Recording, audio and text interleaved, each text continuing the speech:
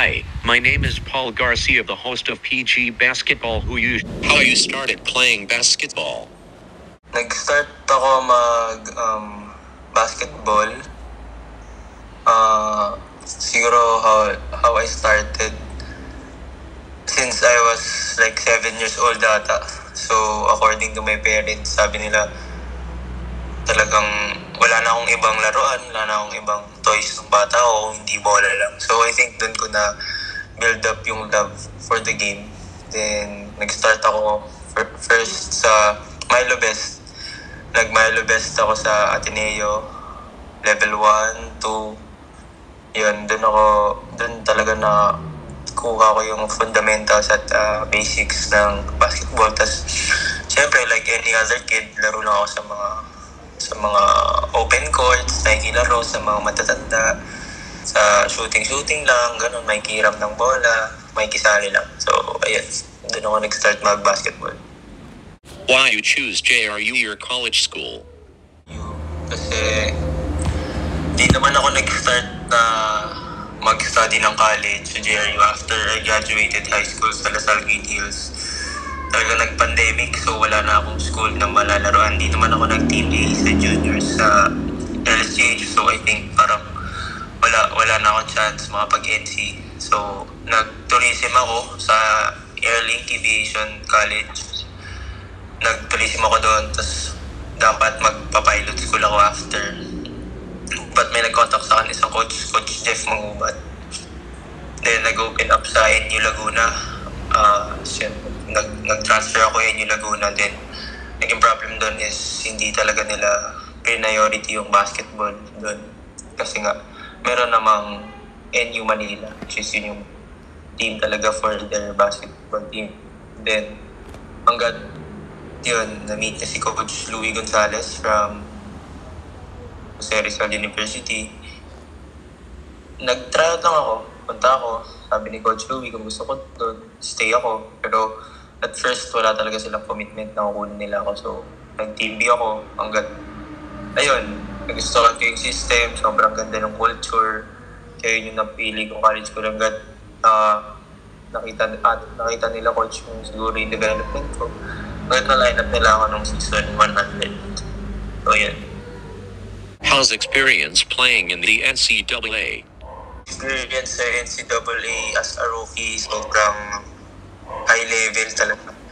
Talagang kung ano sinasabi ng mga tao na yun, parang standard ng basketball. Kaya every basketball kid na nangarap sa makapaglaro sa NCAA, even ma-line up is sobrang daming kailangan gawin, sacrifices, kasi hindi ganun kadali. Experience doon, mabigyan ka ng 2 to 3 minutes, talagang go hard dapat, push mo na yung sarili mo kasi wala namang guaranteed playing time, lalo na sa system ni Coach Louie, as long as you play defense, ganun. And yung experience sobrang competitive level, talagang next level na siya, next level basketball talaga yung dating sa NCAA. So, hindi siya basta-basta, hindi birong pasukin ng binong basketball play. Yan po. Idol, are you nervous on your first game in NCAA? First game. So, sa first game ko sa JRU, we played against Perpetual ata. I think Perpetual yung first game namin. Sobrang andun yung kaba, yung excitement, yung tense with all the students watching.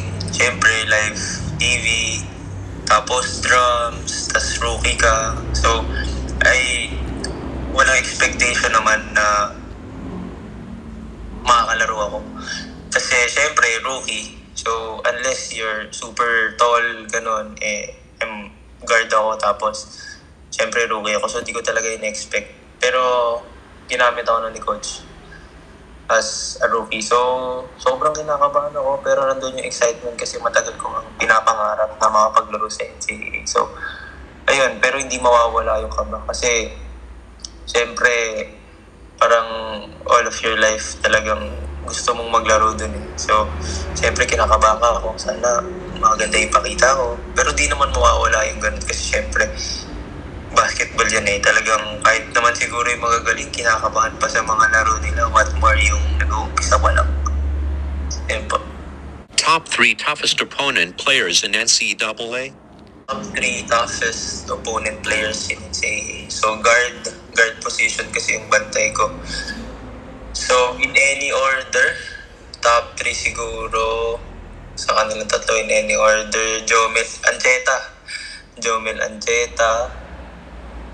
Tapos sa may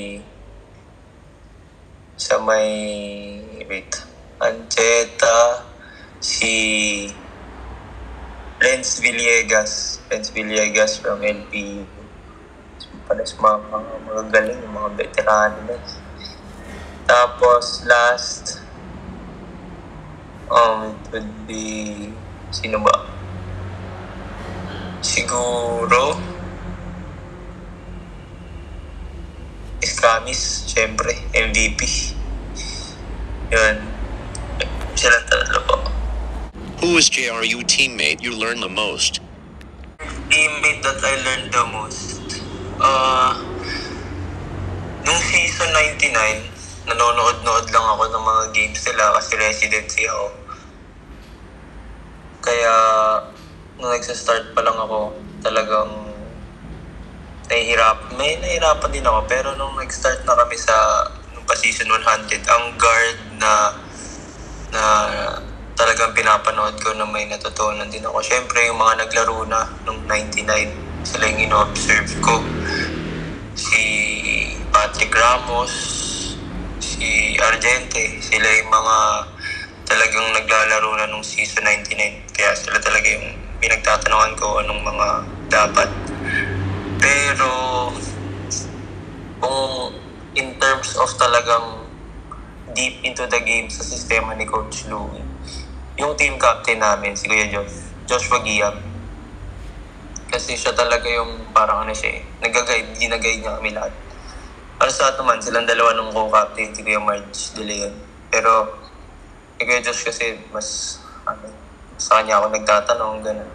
Kaya sa kanya ako pinakamaraming natutunan na teammate ko. Friendly question, can you beat Patrick Ramos in one-on-one? So, parehas kaming competitive eh.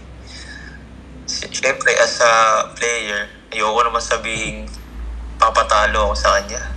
Diba? Siguro sa side niya, sabihin niya, hindi rin siya magpapatalo sa akin. So, I guess, may chance naman siguro matalo ko si Patrick, but he's good.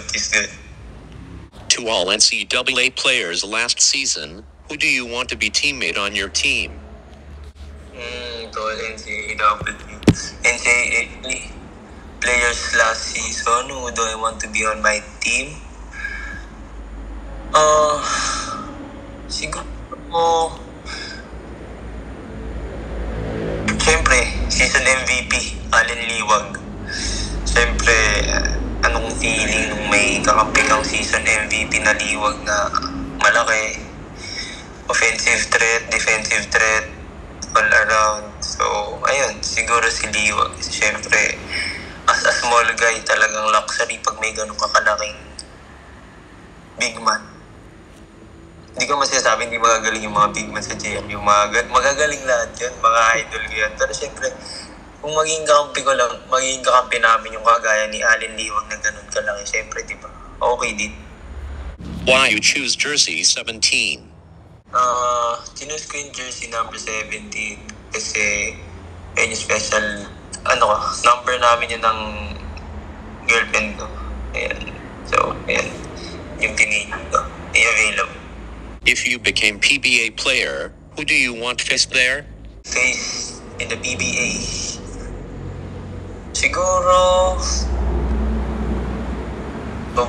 kasi PBA na yun eh. Lahat magagaling yan dun eh. Doon na tayo sa best point guard in Asia. Jason Castro, of course. Pero, kung makakabantayan mo yung Scottie Thompson or Mark Baroka, magandang experience din po. Pero I'd go with Jason Castro. Next question, starting 5 all-time in PBA? PBA.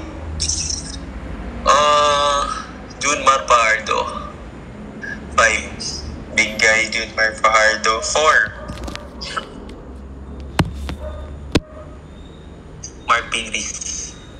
Pinoy sa Oragi. 3 siguro okay yung Justin Brownlee. Montres. 2. Oh my God, 2. Ano bang 2 na malupit? All time eh. Yung mga inubutan ko lang, syempre iba matatanda na di ko na muna panood yun. Di na tayo makapagsabi ng mga 2, idol since birth, James Yap. 2, 1, Jason Castro. Pero pang 6 ko, doon tayo sa medyo flexible yung Scottie Thompson. 6 man natin, Scottie Thompson.